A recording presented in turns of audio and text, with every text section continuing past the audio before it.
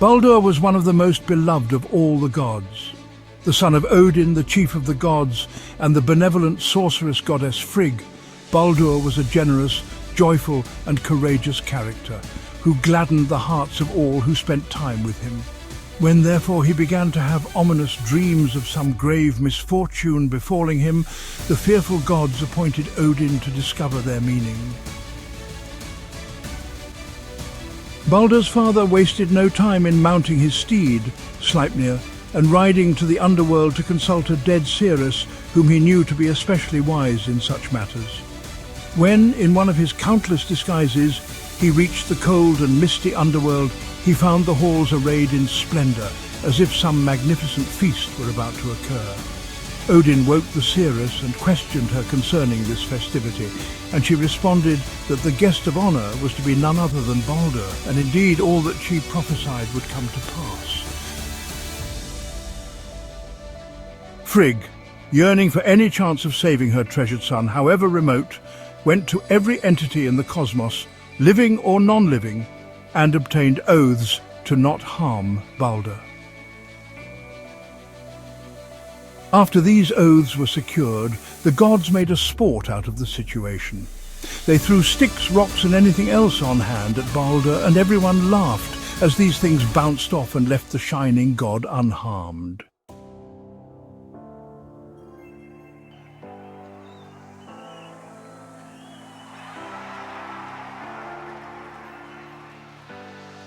The wily and disloyal Loki sensed an opportunity for mischief.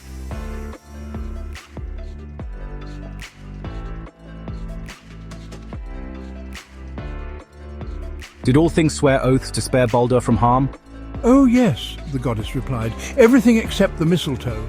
But the mistletoe is so small and innocent a thing that I felt it superfluous to ask it for an oath. What harm could it do to my son?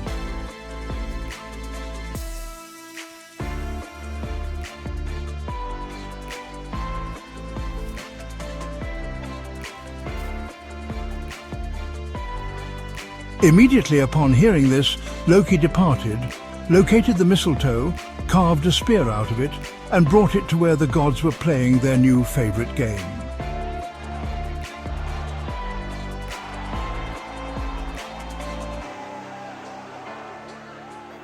You must feel quite left out, having to sit back here away from the merriment, not being given a chance to show Baldur the honor of proving his invincibility. The blind god concurred. Here, I will point your hand in the direction where Baldur stands, and you throw this branch at him.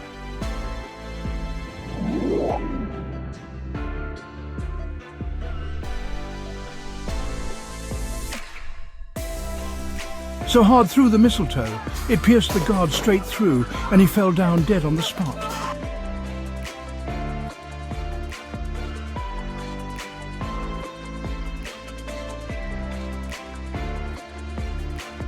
The gods found themselves unable to speak as they trembled with anguish and fear. They knew that this event was the first presage of Ragnarök, the downfall and death, not just of themselves, but of the very cosmos they maintained.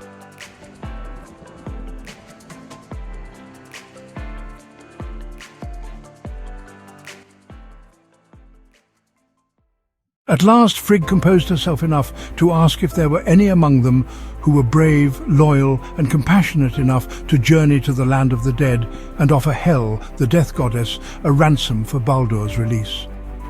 Hermod, an obscure son of Odin, offered to undertake this mission. Odin instructed Sleipnir to bear Hermod to the underworld, and off he went. The gods arranged a lavish funeral for their fallen friend. They turned Baldur's ship, Hringhorni, into a pyre fitting for a great king.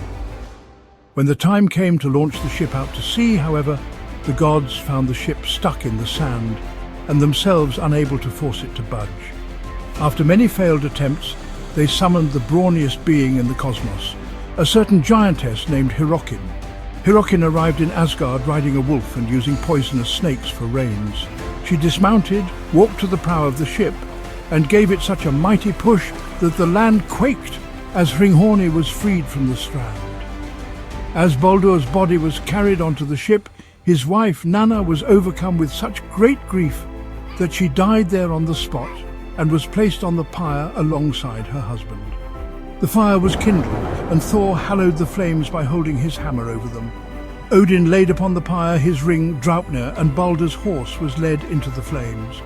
All kinds of beings from throughout the 9 worlds attended this ceremony: gods, giants, elves, dwarves, valkyries and others. Together they stood and mourned as they watched the burning ship disappear over the ocean. Meanwhile, Hermod rode 9 nights through ever darker and deeper valleys on his quest to rescue the part of Baldur that had been sent to Hel. When he came to the river John, Modgud, the giantess who guards the bridge, asked him his name and his purpose, adding that it was strange that his footfalls were as thundering as those of an entire army, especially since his face still had the color of the living. He answered to her satisfaction, and she allowed him to cross over into Hel's realm. Sleipnir leapt over the wall around that doleful land. Upon entering and dismounting, Hermod spotted Hel's throne and Baldur, pale and downcast, sitting in the seat of honor next to her. Hermod spent the night there, and when morning came, he pleaded with Hel to release his brother, telling her of the great sorrow that all living things, and especially the gods, felt for his absence. If this is so, then let everything in the cosmos weep for him, and I will send him back to you. But if any refuse, he will remain in my presence.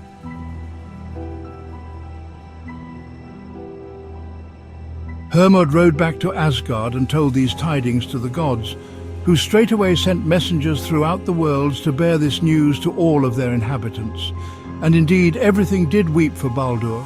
Everything, that is, save for one giantess, Tok, who was none other than Loki in another disguise. Let Hel hold what she has. And so Baldur was condemned to remain in Hel's darkness, dampness and cold. Never again would he grace the lands of the living with his gladdening light and exuberance.